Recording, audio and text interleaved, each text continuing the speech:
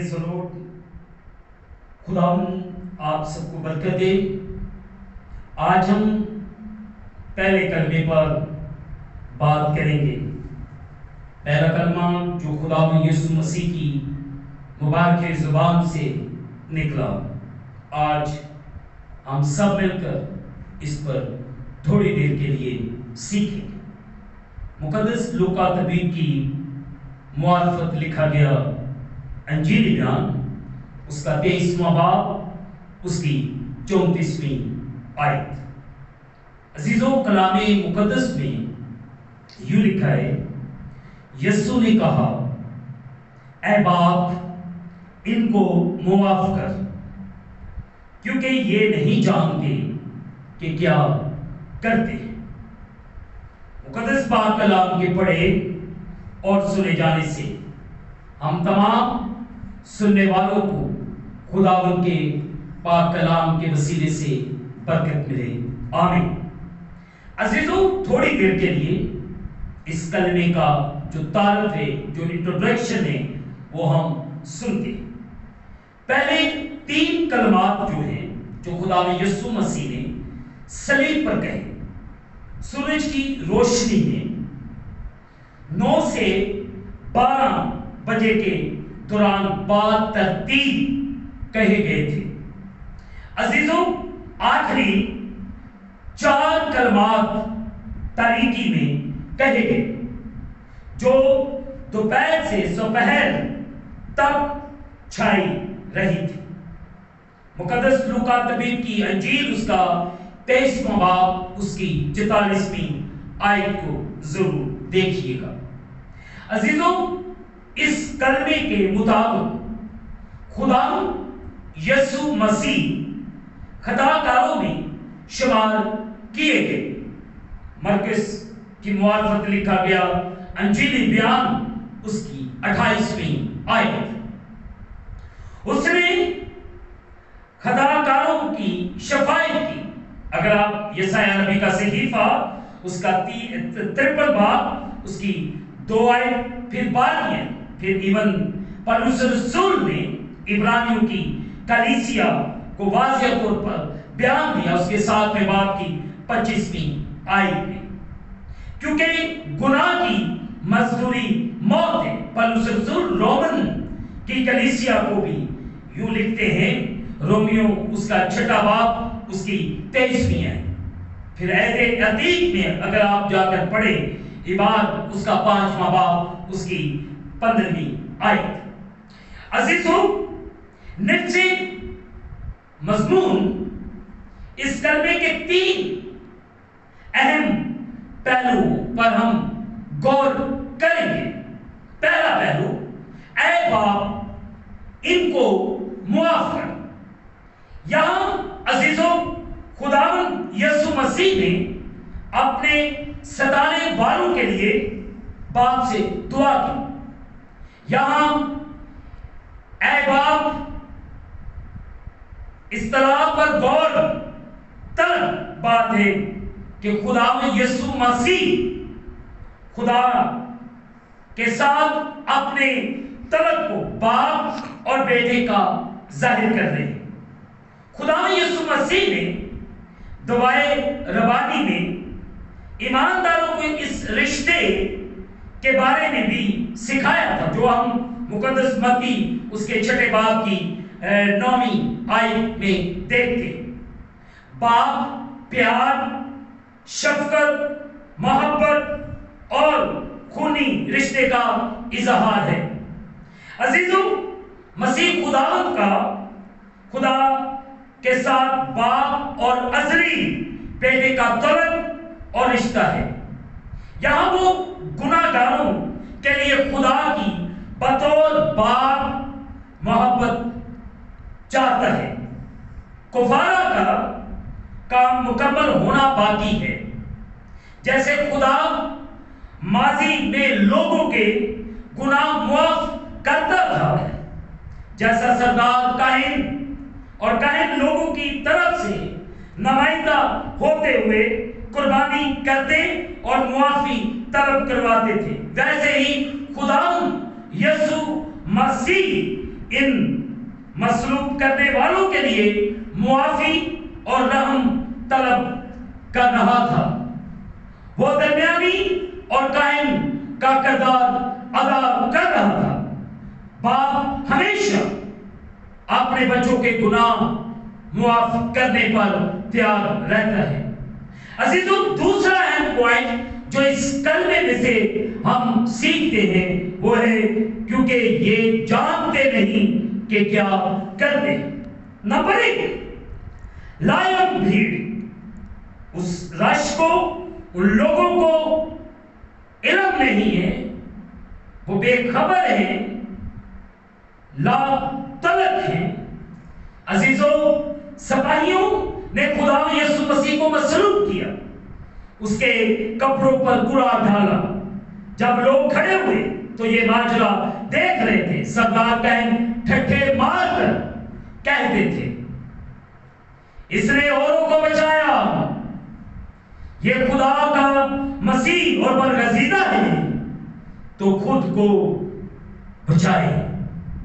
عزیزوں، سرکہ پیش کرنے والے سپاہیوں نے اس پر ٹھٹھا مارا اور کہا کہ اگر تو یہودیوں کا بادشاہ ہے تو اپنے آپ کو بچا۔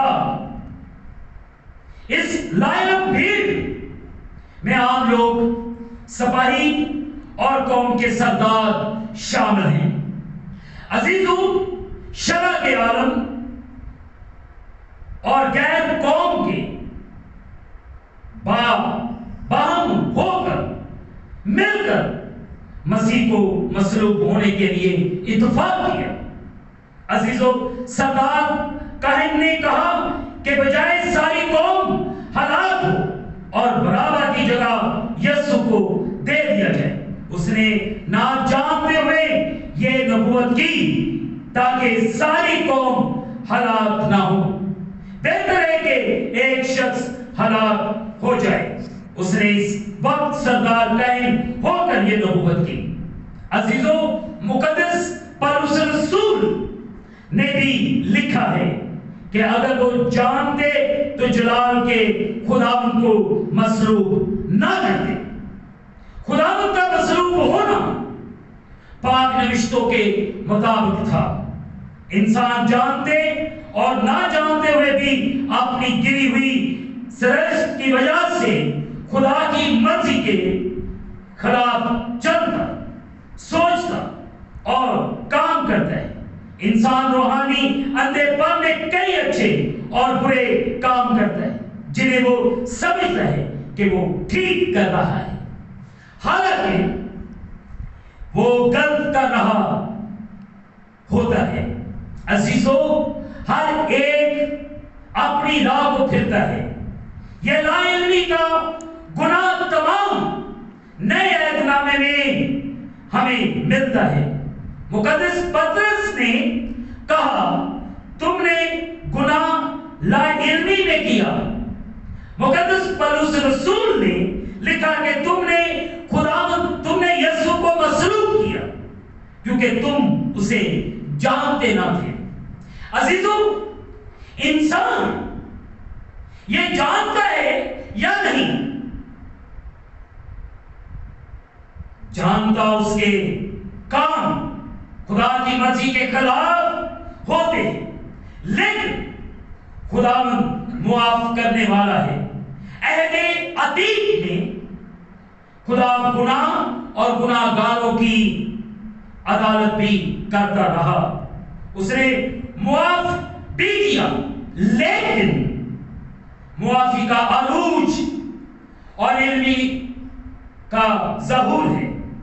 عزیزوں، مسیح خداوند کے عجزی صلیبی کام کے وسیلے سے انسان کا بڑے سے بڑا گناہ بھی معاف ہو جاتا ہے۔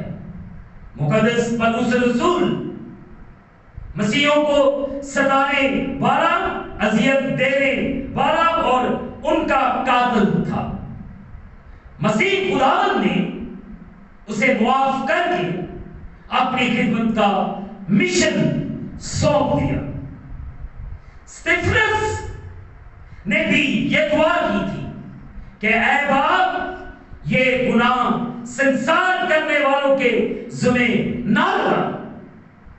عزیزو، پھر ہم دوسرا پوائنٹ جو اسی حصے میں سے ہم سیکھتے ہیں، بدلے کی قدرت کا استعمال نہ کرنا۔ عزیزو، خدا یسوع مسیح نے زمینی خدمت میں معجزات کیے، اس کے پاس قدرت اور اختیار تھا، لیکن اس نے کبھی اپنی قدرت اور اختیار کو اپنے لیے استعمال نہ کیا تھا۔ عزیزو، وہ اپنے بچاؤ اور بدلہ لینے کے لیے 12 فرشتے باپ سے طلب کر سکتا تھا، مگر اس نے ایسا نہیں کیا۔ تو بھی خداوند یسوع مسیح نے معافی کی راہ کا چناؤ کیا۔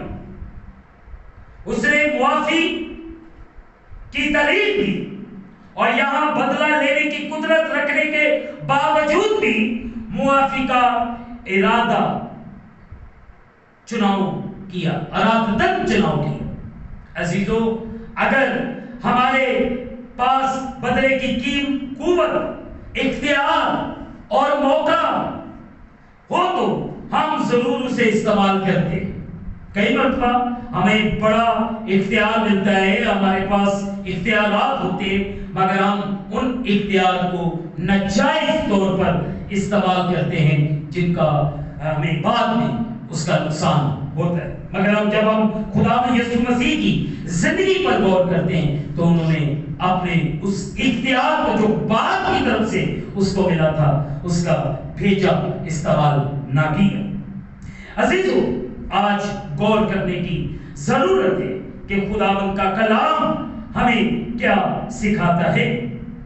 ہو تو اور موقع ہو تو ہم ضرور اسے استعمال کرتے ہیں۔ خدا یسوع مسیح نے دعا کی، التجا کی اپنے باپ سے کہ اے باپ ان کو معاف کر۔ عزیزو، ہم بھی مسیح کی مانند اس رویے کو چنیں، ہم بھی اپنے ستانے والوں کے لیے دعا کریں۔ یہ دعا ان کی تبدیلی کا باعث بنے گی۔ اگر ہم مل کر دعا کرتے ہیں اپنے ستانے والوں کے لیے، ہمیں جو ڈسٹرب کرتے ہیں ان کے لیے دعا کریں، ان کے لیے معافی مانگیں، تو آج بھی یہ قدرت خداوند کی ان کی زندگیوں میں ظاہر ہوگی۔ تیسرا پوائنٹ جو ہم اس کلمے میں سے سیکھتے ہیں وہ ہے اس نے خطاکاروں کی شفاعت کی، ان گناہگاروں کی شفاعت کی، ان کے لیے معافی مانگی۔ عزیزو، یسایہ نبی کا صحیفہ یہ نبوت کرتا ہے کہ مسیحا خاتم خطاکاروں کے ساتھ شمار کیا گیا، تو بھی اس نے بہتوں کے گناہ اٹھا لیے اور خطاکاروں کی شفاعت کی۔ عزیزو، وہ گناہگاروں کی شفاعت کرنے آیا تھا۔ عزیزو، وہ باپ سے بدلے کے لیے نہیں کہہ رہا تھا، وہ معافی کے لیے کہہ رہا تھا، وہ گناہگاروں کو مجرم ٹھہرانے نہیں بلکہ نجات دینے آیا تھا۔ اس کی پیدائش کا مقصد نجات دینا تھا۔ مقدس متی کی موافقت لکھا گیا انجیلی بیان اس کے پہلے باب کی 21ویں آیت کو ضرور پڑھیے گا۔ عزیزو، وہ گناہگاروں کی سفارش اور شفاعت کرتا ہے۔ عزیزو، وہ باپ سے ان کی معافی کی درخواست کرتا ہے۔ وہ ہلاک کرنے نہیں بلکہ بچانے آیا تھا۔ عزیزو، یہ کلمہ انبیاء کی تکمیل تھا۔ عزیزو، اس دو پہلوؤں پر غور طلب ہے۔ عزیزو، اطلاق، اس کلمے کا جو اطلاق ہے وہ ہمیں یوں ملتا ہے۔ نمبر 1، عدم معافی ایک قرض ہے۔ عدم معافی ایک قرض ہے۔ عزیزو، مسیح خداوند کی زمینی خدمت میں اپنے شاگردوں کو یہ تعلیم دی کہ اگر تم ایک دوسرے کے گناہ معاف نہ کرو گے تو یہ ایک قرض کی صورت اختیار کر جائیں گے۔ عزیزوں، قرض ایک بوجھ ہوتا ہے، یہ کسی کا ہدار ہے، معاف کرنے ہی سے یہ قرض دور ہوتا ہے۔ عزیزوں، مسیح نے جو سکھایا تھا وہ کر کے دکھایا۔ رسولوں کے ایمان اس کا پہلا باب اس کی پہلی ہے۔ بعض اوقات معاف کرنا دشوار لگتا ہے، مشکل لگتا ہے، معافی دینا مشکل لگتا ہے، اور کئی مرتبہ ہمیں بڑی دشواری ہوتی ہے کسی کو معاف کرنا، کسی کو دل سے معاف کرنا۔ یہ بہت مشکل لمحے ہوتے ہیں۔ عزیزو، ہم مسیح خداوند کی طرف دیکھیں، وہ مصلوب کرنے والوں کے لیے دعا کر رہا تھا۔ مقدس پولس رسول عزیزو یوں تعلیم دیتے ہیں کہ ایک دوسرے کو معاف کرو۔ انہوں نے افسس کی کلیسیا کو یہ بات کہی، چوتھے باب کی 32ویں آیت۔ عزیزو، خداوند یسوع مسیح نے معافی کی تعلیم دی۔ اگر آپ مقدس متی کی معرفت لکھا گیا انجیلی بیان اس کے 6 باب کی 12ویں اور 14ویں آیت کو بات اور مطالعہ کریں تو مسیح خداوند نے جو معافی کی تعلیم دی وہ ہمیں ان آیات کے اندر نظر آتی ہے۔ مفلوج کے گناہ معاف کیے، اس کام کو جاری رکھا۔ عزیزو، غور کرنے کی ضرورت ہے۔ مقدس متی کی معرفت لکھا گیا انجیلی بیان اس کے 9 باب کی پہلی آیت سے 9ویں آیت کو ضرور پڑھیے گا۔ ایک بدکار عورت کے گناہ معاف کیے، صلیب پر بھی اس نے اسی کام کو جاری رکھا جو وہ صلیب سے نیچے رہتے ہوئے کر رہا تھا۔ مفلوج کو اچھا کر رہا تھا، گنہگاروں کو اچھا کر رہا تھا، عبدوں کو شفا دے رہا تھا، وہ معافی جاری رکھے تھے، گناہ معاف کر رہا تھا، اور یہی کام وہ مصلوبیت کے اس موقع پر بھی کر رہا ہے، شفایت دے رہا ہے۔ عزیزو، غور طلب بات ہے، صلیب پر بھی اس نے اس کام کو جاری رکھا۔ عزیزو، اس نے دشمنوں کے لیے دعا کی، تعلیم دی، اور یہاں اسے پورا کر کے دکھایا۔ پاک کلام میں لکھا ہے کہ ہم آپس کی محبت کے سوا کسی چیز کے قرض دار نہ ہوں۔ عزیزو، نمبر 2 اطلاق میں سے نمبر 2 ہم اس میں سیکھتے معافی زندگی اور شفا کا باعث ہے۔ معافی زندگی اور شفا کا باعث ہے۔ عزیزو، مسیح خداوند نے صلیب پر بھی دوسروں کے لیے معافی چاہی۔ سٹیفنس نے ستانے والوں کے لیے معافی کی، دعا کی۔ مسیح نے لوگوں کی نجات کے لیے دعا کی۔ عزیزو، گناہوں کی معافی نجات کے لیے ضروری عمل ہے۔ مسیح نے گناہگاروں کی معافی کے لیے منادی کا رشاد دیا، اور جو ہم پڑھتے ہیں اور دیکھتے ہیں۔ عزیزو، ایمانداروں کے درمیان بھی معافی کی ضرورت پڑتی ہے۔ باہمی طور پر اپنے اپنے گناہوں کے اقرار کی ضرورت ہے تاکہ شفا آئے۔ مسیح خداوند نے کہا اگر کسی ایماندار کو قربانی کرتے ہوئے بھی یاد آئے کہ اس کے بھائی کو اس سے شکایت ہے تو قربان داں پر اپنی نظر چھوڑ کر اپنے بھائی سے ملاب کرے۔